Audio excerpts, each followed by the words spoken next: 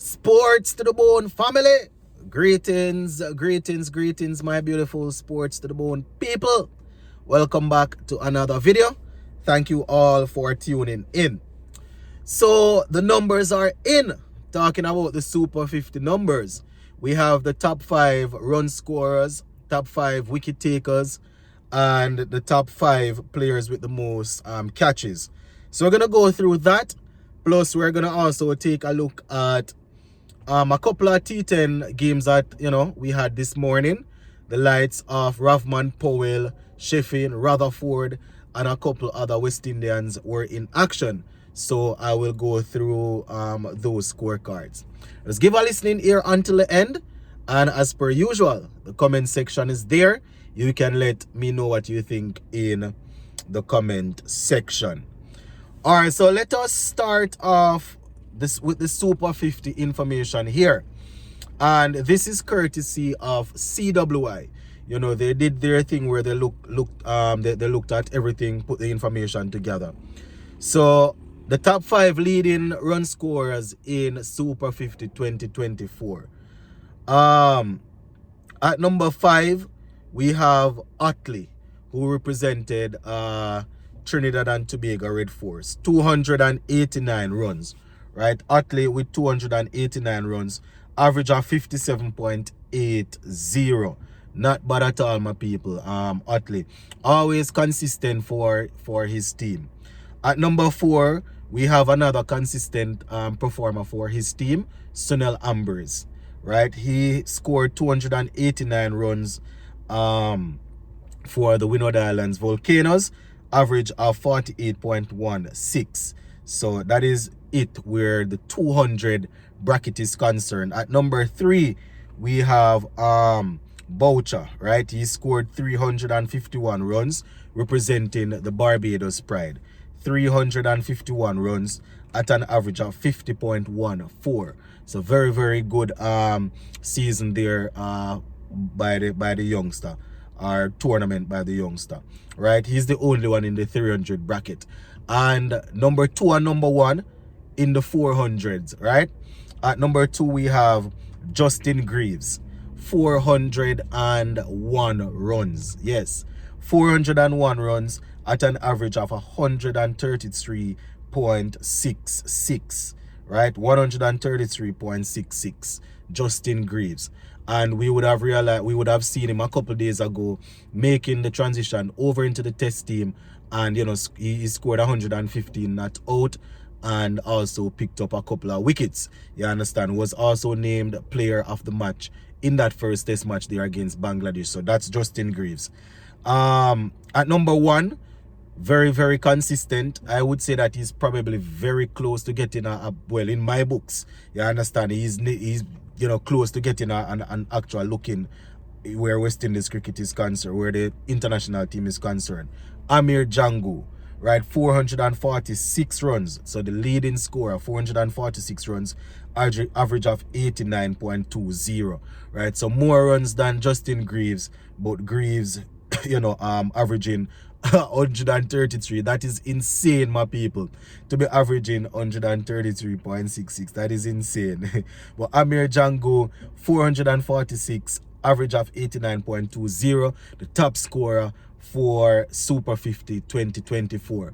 As I said, he has been very consistent over the last couple of seasons, and I think the only reason he is not often mentioned in the West Indies team is because, especially even in the red ball team, is because Imlak. I mean, Imlak didn't score a lot of runs this time around, but remember, I was also on duty. But Imlak,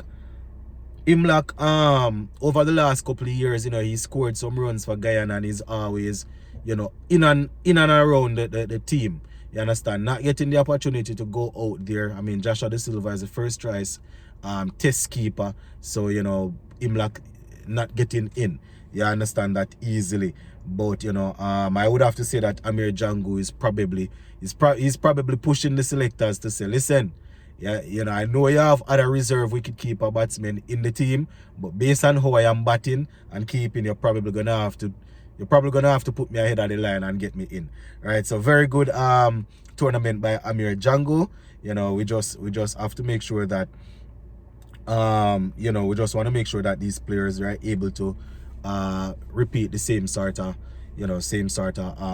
consistency when they get to the international level. So that is it where the batting is concerned. Now for the bowling, the top 5 wicket takers in Super 50 2024. Akeem Jordan, right? Akeem Jordan representing the combined campuses and colleges, 14 wickets at an average of 23.35. Right, so 14 wickets at an average of 23.35. You understand? Not bad at all. Not bad. Not bad. At number 4, so he was number 5. At number 4, Akeem, representing the West Indies Academy. You understand? We have Blades, Jediah Blades. 14 wickets also, average of 12.64. So the same amount of wickets as Akeem Jordan, but a better average, right? 12.64. At number 3, we have the leg spinner from out of Trinidad, and that is Mr. Yannick Correa. Is in the he took 15, right? So 5 and 4, they got 14 wickets. The number three, he has 15. Yannick Correa, average of 17.60. Very good. You understand? We have seen Yannick Correa in the past, at the international level doing his thing. So, playing in the regional cricket, just once again showing that, he's a force to be reckoned with. At number 2, we have the pacer from the Jamaica Scorpions, Marquino Minley. Right, Marquino Minley, average of 9.60. Right, 9.60 Marquino Minley. Very good average there as a pacer. You understand? Very good average as a pacer with 20 wickets. And standing on top of them all is the man, the mountain, the rock, Raheem Cornwall, right, at an average of 11.82 with 23 wickets. So 23 wickets at an average of 11.82, right? Raheem Cornwall out there doing it big time, right? We know that Raheem Cornwall is usually very consistent in regional cricket. He's finding it a little bit tough to break back into the West Indies team. If you're looking at Test cricket, the last time he played, he had to be coming off the field so very regular. Plus, I personally think that Kevin Sinclair is the frontline spinner that we are working with now, with Moti out. You understand? So he's not gonna get in there. Plus in the ODIs, it's difficult. ODIs and T20, we have Akil Hussain and Gudikish Moti. They are high rank pretty highly on the international scene. So it's also difficult for him to get in. I remember a couple seasons ago when he had he was doing pretty well. That's Raheem Cornwall, and I was advocating for him to get into the team. But where the Test team is concerned right now, Kevin Sinclair, he's not taking a ton load of wickets, but we have seen him. You understand? We have seen him. I think he was even in Australia. You understand? He's doing well with the bat. Plus, he's gonna do his thing with the ball.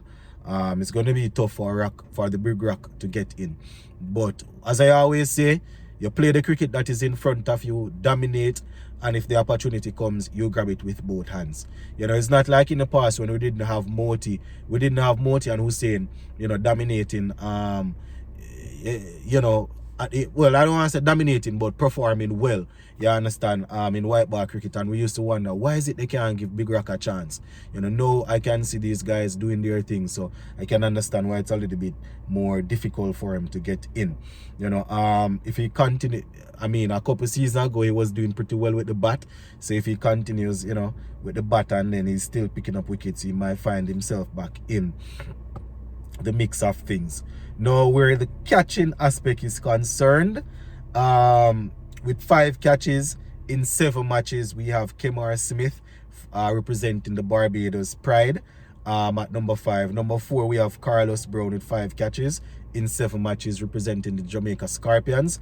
At number 3, we have Gore representing the Leeward Islands team with 5 catches. So the first 3 players there tied on 5.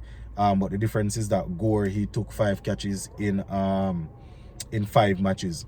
At number 2, we have Gooley, right? 6 catches in 6 matches. And number 1, we have Kyrie Pierre with 8 catches in 7 matches, right? So Kyrie Pierre leading there where that is concerned. So shout out to Kyrie Pierre there, my people.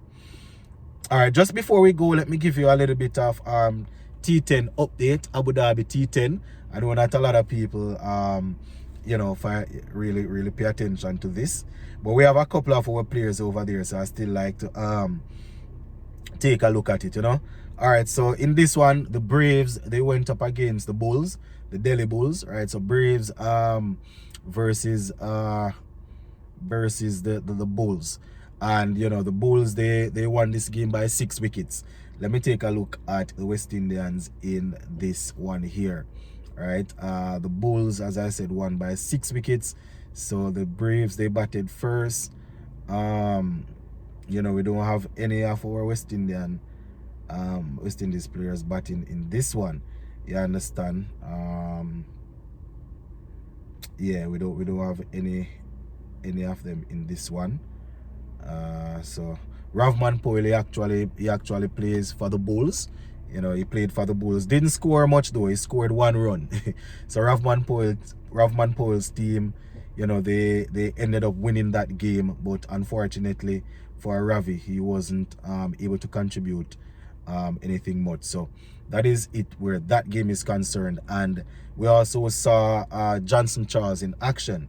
You understand? Johnson Charles, my people, I think his team, you know, in this one we are talking about the... All right, let me take a look at it. So this one we have the Warriors, the Northern Warriors versus the Strikers, and the Strikers, they won by 9 wickets. Right, so the Northern Warriors, that's the team that Johnson Charles plays for. He made 20, but unfortunately for him, you know, his team didn't win. Sheffield Rutherford is also a part of that team. He scored 46 from 17 with 5 fours and 2 sixes.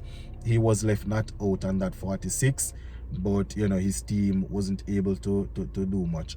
You know, Akil Hussain, Sunil Narine, and a couple others, they're on the other team. You understand? Akil Hussain, he bowled 1 over, 11 runs. Sunil Narine, 2 over, 16 runs, and he picked up 2 wickets. You know, so the Strikers winning that game there by all of 9 wickets. You know, it was Kusal Pereira that scored 74 from 27, and Brevis 9 from 10. You understand? Sunil Narine, Akil Hussain, and Karen Pollard, who are all on that team, they didn't get a chance to bat. So yeah, just wanted to let you know what our players are up to over there in the Abu Dhabi T10 League. Gonna leave it right here for now, my people. Big up on yourself. We have some more to talk about later on, so stay tuned. Bless up.